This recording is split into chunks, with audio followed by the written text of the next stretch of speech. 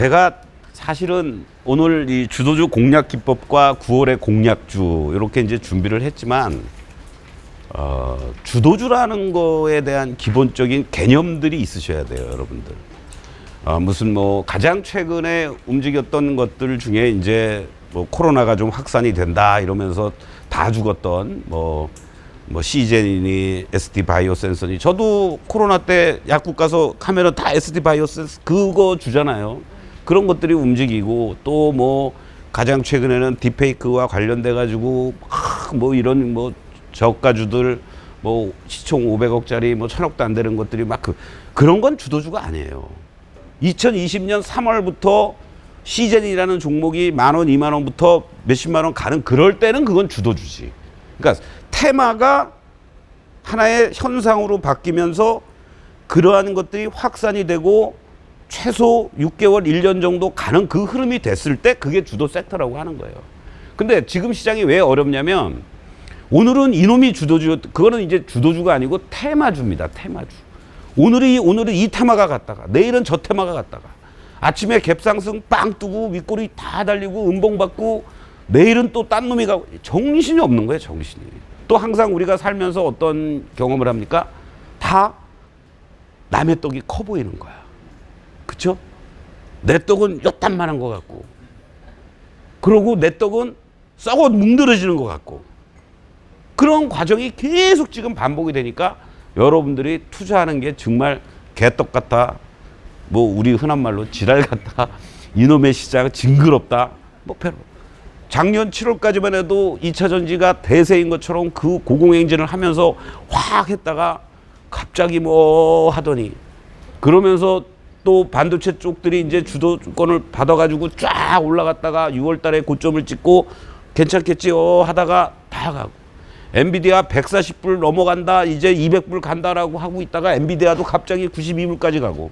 근데 사람들 심리가 140불 갈 때는 더 사고 싶어서 난리가 나. 근데 아니 140불짜리가 100불도 깨졌으면은 감사합니다고 사야 되는 거 아니에요? 근데 못 사. 야, 이거 진짜 끝났나 보다. 이거 더 빠지겠구나. 뭐 이런 어떤 걱정들을 하면서. 그러다 보니까 사단들이 이제 벌어지는 거죠. 하나둘씩. 네. 바로 여러분들, 저도 이때 이렇게까지 무너질 줄 몰랐습니다. 저도 당했어요. 당했다기보다도 이게 8월 5일 날 이 삼성전자 10%, SK하이닉스 9.8%, 현대차 8.2%, 기아 10.8%, 기아 갑자기 망합니까? 현대차, 삼성전자 갑자기 망하나요? 아니에요. 그쵸? 지금 알테우제 신고가 내고 있잖아요. 11.3%, 뭐 엔캠, 실리콘2, HPSP 20%까지. 이 그림이 언론에서 보도가 된 게 하나 있기 때문에 저도 반면교사를 삼으려고 이 그림을 하나 제가 캡처해 둔 겁니다. 이때 역대 최대 하락폭 234포인트, 시가총액 192조 증발, 4년여 만에 사이드카 서킷 브레이크.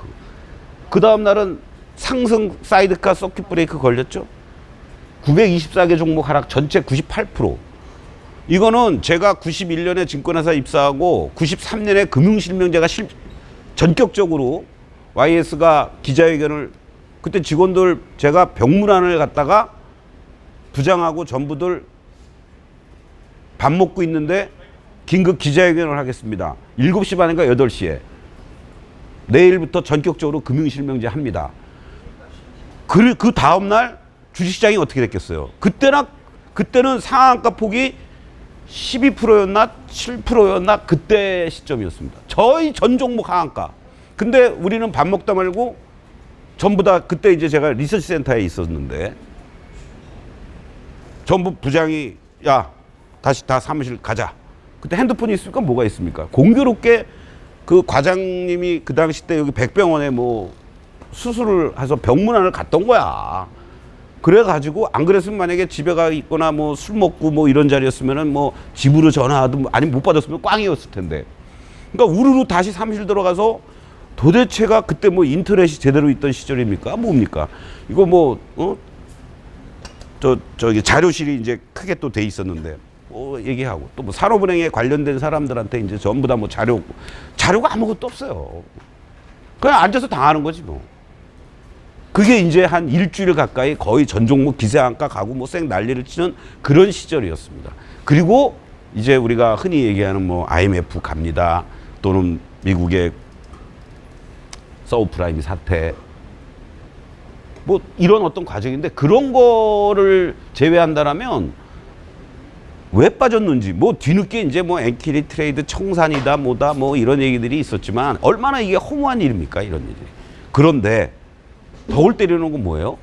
이날 이후부터 주가의 모습이 하면서 2400도 깨졌다가 2715, 20까지도 가잖아요. 그쵸? 근데 사실은 내 계좌는 같이 동반해서 올라온 게 아니라 못 올라온 것도 있고 또는 더 빠진 것도 있고 더 많이 올라간 것들도 있다란 말이죠. 이게 큰 차이예요, 여러분들. 이게. 그러니까 이때 내가 공격적으로 매수라도 한 사람들이었다면 이럴 때는 어떤 자리가 되겠습니까? 결국은 지수 관련주들이 제일 먼저 올라오잖아요. 개별 잡주들은 나중에 올라오는 거고. 왜? 시장이 안정이 되니까 이제 괜찮은가 보구나. 그러니까 2600 이상 올라오니까 뭐 테마주라든가 뭐 여러 종목들이 으쌰으쌰 하는 이러한 모습들인데 그 흐름들이 나타나질 못하니까 결과적으로는 시장이 어리버리하고 나머지들은 그냥 주저앉아 있고 짝만 보는 거죠. 그러니까 이걸 보면서 여러분들이 뭘 느끼셔야 되냐? 맨날 뭐 폭락은 기회예요 말로만 그러지 막상 이걸 당하면 정신이 없는 거야. 그렇죠? 우리나라의 이 코스피의 연봉을 제가 여러분들 HTS에도 다 있죠? 연봉을 한번 보십시오. 이 당시 때 이건 IMF 때이고요. 그쵸? 그리고 요때 2000년대 이건 뭐예요? 그렇죠. 잘하시네. 이때 IMF 때 이제 DJ 정부 들어서면서 우리나라 코스닥 하고 다 뭐 난리치고 이런 반등을 한번 줬잖아요. 그런 다음에 하다가 이 닷컴 버블이라는 이걸 터지고 나서 여기 올라오고 이때는 언제예요? 이때가 이제 미국의 리먼 브라더스 문 닫을 2018년 9월 미국의 금융위기 사태. 그렇죠. 서브프라임 모기지 사태 있었대요. 대단하시군요. 그리고 이제 바로 또 반등 주고 횡보하다가 또 반등 주고 이때 또 한번 하락하는 요 과정들. 이때가 소위 미중 간의 무역 분쟁, 트럼프 들어서면서 중국 때려잡자 이 얘기 나오고 여기서 이제 올라갔다가 여기서도 조금 흔들렸던 요 시점이 있었습니다. 소위 그리스 유럽 재정위기 사태, 뭐 그리스 문 닫는다 막 이런 얘기하고 그러고 이제 잘 가는 듯 했다가 요때죠. 이 꼴이 우리가 얘기하는 코로나 2020년 3월. 그런데 그날 이렇게 고점을 거꾸로 3,316포인트를 간 그 다음에 그리고 이제 이거는 뭐예요? 다 아시잖아요. 본격적으로 이제 금리 인상을 하고 버블이 꺼지면서 박살이 나는 그런 과정들 속에서 여러분들이 어떻게 보면 지금 이 구간은 아주 노멀한 구간인 거예요. 지금. 이걸 보면서 여러분이 느끼는 게 뭐예요? 참 묘하게도 주기적으로 시장이 급락과 급등을 반복하는구나. 그리고 급락 이후에는 반드시 급등이 있구나. 그렇죠? 항상 그렇습니다. 급락한 이후에 급등. 나름대로 요때도 그렇고 요렇게 올라오고 급락한 다음에 또 코스피 지수의 연봉이 이런 식으로 10% 이상 20% 급락하면은 그 다음에는 반드시 그 반 또는 그 이상을 복구를 하더라. 예. 아직 복구 못했잖아요. 가장 최근의 기준을 보면은. 그런데 지금부터 이제 본격적으로 어떠한 일이 벌어집니까? 미국이 이제 우리 추석 지나고 나면은 금리 인하를 하잖아요. 그쵸? 그러니까 9월 19일 날 하루 25bp를 하느냐 50bp를 하느냐는 논란이 있습니다, 지금. 그러니까 저는 25bp를 했으면 좋겠어. 그래야만 미국 경제도 별 문제 없이 잘 넘어가는구나. 이런 사인을 주는 건데 의외로 9월 초에 고용 지표가 안 좋게 나온다? 그러면은 야, 더 고용이 나빠지기 전에 50bp를 하자. 할 수도 있습니다. 그러면 그거는 단기적으로 시장에 악영향을 줄 수도 있어요. 문제는 항상 과거의 사례를 보면 금리 인하를 처음 단행한 다음엔 일정한 기간, 보름이 되든 열흘이 되든 한 달이 되든 흔들리는 모습이 나타나고 나서 본격적으로 레이스가 시작이 되더라 이거예요. 근데 금리 인하를 하고 나서는 어떠한 기간이 있습니까? 11월 5일 날 미국의 대선이 있잖아요. 그러니까 가뜩이나 불확실한, 누가 되든 상관이 없는데 가뜩이나 불확실한 거 있기 때문에 미국의 금리 인하가 단행이 된다고 해서 무조건 좋아할 게 아니라 오히려 역작용이 일어날 수도 있다는 것도 염두에 두셔야 되는 거고, 그런 기회가 됐을 때 어떻게 해야 돼요? 그럼 도망가야 돼요? 그거 봐 또 그냥 이런 거 잘하면 뭐해. 그 기회를 이용하기 위해서 여러분들에게 현금도 제가 방송을 통해서도 그렇고 계속 최소 20, 30% 이상 보수적이신 분들은 50% 만들어 놓으세요라고 그랬잖아. 근데 사람이요, 심리가 참 묘한 게, 내가 이런 자리에서 또는 그 다음에 반등을 줄 때 사고 싶어도 그땐 돈이 없어. 또 돌아버리는 거야. 지금 현재 시점에서 현금 30% 내외 갖고 계신 분들 최소한도 또 없어요? 딱 한 분이셔? 그러니까 안 되는 거야 사실. 왜? 시장이 나를 가만히 안 둬요. 돈만 있으면 그 상승 종목수 2,500개 중에 한 2, 300개 움직이는데 그 움직이는 종목만 보이는 거야. 내가 그거를 사고 싶은 거야. 그러다가 하루 이틀 2, 3일 지나면 또 물려. 그러니까 종목이 5개, 7개, 10개, 20개 이렇게 가고 뭔 종목을 샀는지도 몰라. 그러고 제대로 진짜 시장이 이렇게 움직일 때 그런 종목을 2, 3개 종목으로다가 몰빵을 딱 해놓으면 되는데, 그러니까 맨날 돈을 못 버는 거야. 그러면서 맨날 주도주 촬영을 하는 거고. 이 주기들을 보시면요, 냉정히 얘기하면 길면은 10년에 한 번씩입니다. 그쵸? 예? 우리가 맨날 10년 위기설이 있죠. 그리고 짧게는 5년 단위로 다 이렇게 나옵니다. 여러분들, 주식은 평소에는요 그냥 저수지 관리하는 거예요. 내가 여기 연세 있으신 분도 있고 다 그러는데, 지금 뭐 주식을 해가지고 내가 여기 서대문 일대에 뭐 꼬마 빌딩이라도 살려고 하시니까 꼬마 빌딩 잃지 않으시면 돈 버는 거야. 그리고 적절하게 내 품위 유지하고, 그러다가 이런 상황이 된다든가. 왜냐면 이런 상황이 될 때 망한 사람들이 어떤 사람인지 아세요? 야, 이거 주식이 대세구나. 이때 들어온 사람들은 다 망했어. 솔직히 제가 말씀드릴게요. 제 주변에 쳐다봐도. 왜 그래요? 2년 동안을 이 돈을 갖고 장난을 치면서 그냥 막, 이때 외국인들은 다 때렸잖아.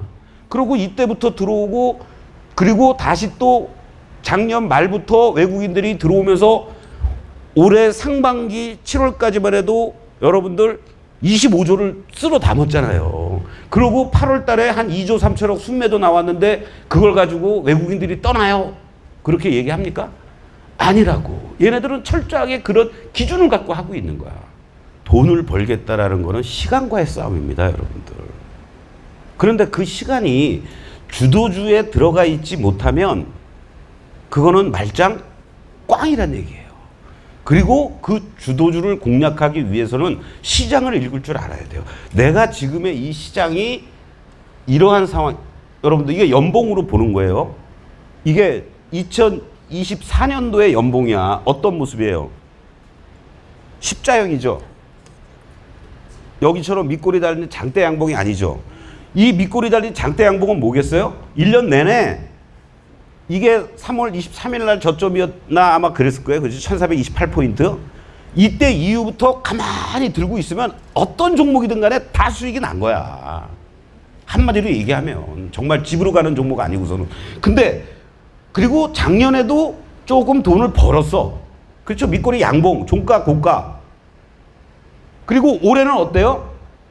올해는 맨날 이 짓 한 거야, 이 짓. 오르다 빠지다, 오르다 빠지다. 어떤 놈은 조금 더 빠지는 거고, 어떤 놈은 조금 더 올라가는 거고. 그러니까 똔똔이야, 지금까지. 그러면 이게 과열의 징후입니까? 그냥 이거를 여러분들 연봉이라고 보지 말고 일반 종목, 여러분들이 좋아하시는 종목을 다 대비시켜 봐봐. 뭐 2차 전지가 되든 반도체가 되든 삼성전자, 현대차 뭐 아무거나 다 여기다 갖다 대보면은 아, 이 모습에서 이제 주가가 뭔가 방향성이 이제 나오겠구나. 한마디로 얘기하면 이 직전에 고점을 돌파했다. 급등한 이후에 음봉. 아, 눌림목이네. 이거 일봉으로 생각해도 돼. 아, 좀 일봉이 과하게 밀렸네. 그러나 이 밑에 저점들은 안겠구나. 그리고 어저께 이렇게 급등을 해줬네. 오늘은 조금 쉬나보네. 자, 그러면 내일 이게 바로 올라갈 수 있는 흐름이 나올 수 있을까? 이 그림에서 주포가 만약에 외국인이다 그러면 외국인들이 들어오면 이런 양봉이 또 나오면서 고점 돌파가 나올 수 있겠구나. 외국인들이 아직 들어오기가 쉽지가 않네? 그러면은 또 들어올 수도 있겠죠. 그쵸? 그러면 올해 기준으로만 놓고 본다라면은 어떻게 되겠어요? 앞으로 이제 9, 10, 11, 12, 4개월 남았습니다. 4개월 남았는데 전체적인 여건이 여러분들이 스스로가 판단을 해봐. 나빠질 거예요? 좋아질 거예요? 예? 좋아지는 이유가 뭐예요? 그동안 나빴으니까 좀 올라오고. 아, 그거가 있어야 될 거 아니야. 나빴으니까 올라올 게 아니라 좋아질 수 있는 근거가 있겠느냐. 제일 주식시장에서 영향을 미치는 게 뭐예요? 금리죠. 아니, 그러니까 금리가 어떻게 되느냐에 따라서 주식을 사겠다라고 돈을 들고 오는 사람들이 많으면 예탁금이 늘어나는 거고, 그냥 후행성이잖아. 그쵸? 금리잖아, 금리. 그쵸? 이 금리라는 부분이 사실은 모든 거를 다 좌지우지한다고. 근데 금리를 지금 인상을 해요? 인하를 해요? 그쵸? 가장 큰 미국이 그 전에 이미 캐나다부터 시작해서 호주도 그렇고 다 금리를 인하를 하고 있는데 얘네만 끝까지 버티고 있었잖아. 금리를 인하 안 해도 경제는 잘 돌아가고 있으니까. 근데 얘네가 본격적으로 이제 금리를 인하를 하잖아요. 그쵸? 그렇게 되면은 금리 인하하는 파급 효과는 어디에서 나와요? 결국은 달러와의 강세가 약세로 전환되는 거 아니야, 달러가. 그렇죠? 달러가 약세로 전환되는 이 모습들. 그러면은 어떻게 되겠어요? 우리 원하는, 그렇죠? 이거는 이제 자동봉으로 아는 거 아니야. 그러니까 엔화도 160엔 갔다가 140엔대에서 왔다 갔다 지금 하는 거고.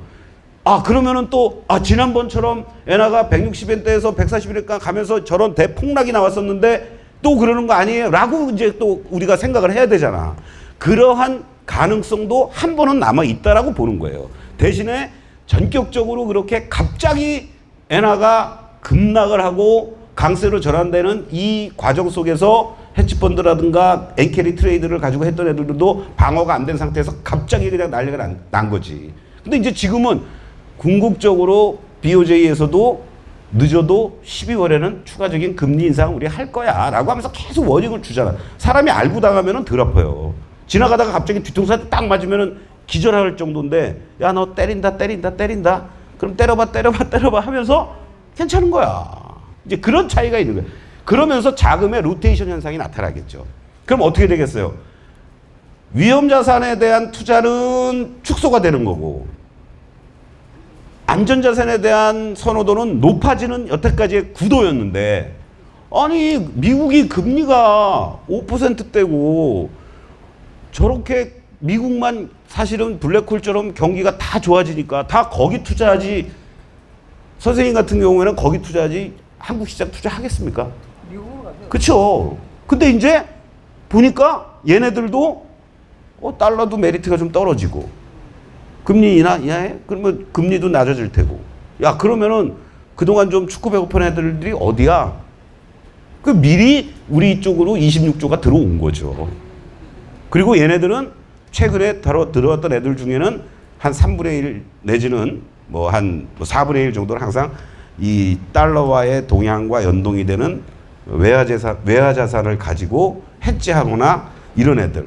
그런 애들이 몇 조가 들어왔다 놨다 하는 거야. 그러나 궁극적으로 삼성전자 PER 밴드라든가 아니 엔비디아라든가 얘네들 애플 이런 애들이 30, 40배 이상의 PER을 갖고 있는데 삼성전자가 아무리 레거시 제품 HBM 못 들어간다고 하더라도 맨날 뭐 7, 8배 이 PER 밴드에 놓여져 있으면 이거 안 사고 뭘 사겠어요. 걔네들이. 우리처럼 삼성전자 뭐 샀다 팔았다 해가면서 2, 3천 원 뛰게 하려고 사는 겁니까? 그러면 또 다른 기회가 이제 이런 것들로 인해서 이루어지면서 여기에 금리의 인하로 인해서 수혜보는 섹터들이 어떻게 되고 환율과 연동되는 게 어떻게 되느냐 하니까 자연스럽게 지금 항공주들이라든가 이런 것들이 칼부터 시작해서 조금 올라오지만 그게 대세 상승을 할 수 있는 거는 아니라는 거지 지금. 소위 변화되는 모습 속에서 단기적인 모멘텀만 지금 나오는 것 뿐이에요. 아직 주도주가 그래서 못 나오고 있는 거고. 이 그림만 여러분들이 이해를 하셔도 오늘 강의는 그냥 끝난 거야 사실. 여러분 스스로가 시장에서 변화되는 모습 속에서 내가 어떻게 투자 포지셔닝을 갖고 갈 거냐. 그리고 이 그림을 보시면 이게 연봉이라고 그랬죠. 이 가고자 하는 이 그림이 중간중간에 이런 것들은 있지만 안 깨지잖아. 그쵸? 여 밑에서 20년봉을 기준으로 해서도 전혀 깨지는 거 없고. 이 연봉을 보고 그리고 또 여러분들은 예를 들어서 월봉을 보고 이러한 과정들 속에서 맨날 이 일봉, 분봉 보면서 급등락하는 거에 정신이 하나도 없어. 그쵸? 예. 네.